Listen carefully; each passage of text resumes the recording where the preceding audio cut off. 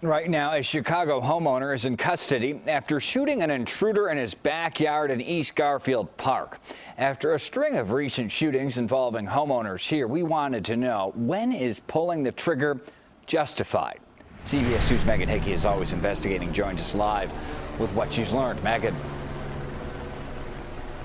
Brad, legal experts tell me everything hinges on what state you're in. Here in Illinois, shooting at a trespasser isn't necessarily an act of self-defense, even if you are a licensed gun owner.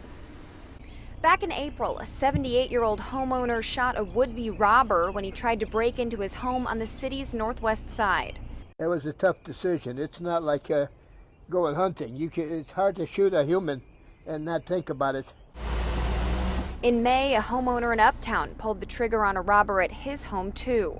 Just this month, a homeowner in Gurnee shot and killed a 14-year-old as he and another boy allegedly exited a stolen car and approached him.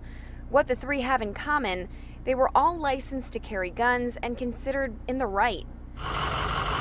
This morning's shooting in East Garfield Park is not so clear-cut. Police say a homeowner shot an intruder he found in his backyard shortly before 5 a.m. At last check, the homeowner was in custody. Self-defense legal expert Gus Kostopoulos tells me that may be because trespassing isn't enough to pull the trigger. He'd have to show that the person was a threat to him. According to the National Conference of State Legislatures, so-called stand your ground laws in at least 25 states, not including Illinois, say that there is no duty to retreat from an attacker in a place where they have a lawful right to be.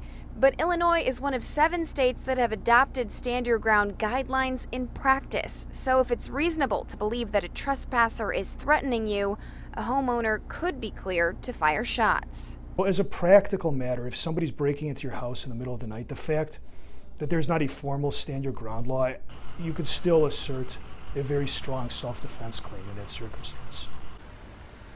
At last check, the man who was shot was in good condition. No charges have been filed at this time, and the investigation is still pending. Live in East Garfield Park, Megan Hickey, CBS 2 News.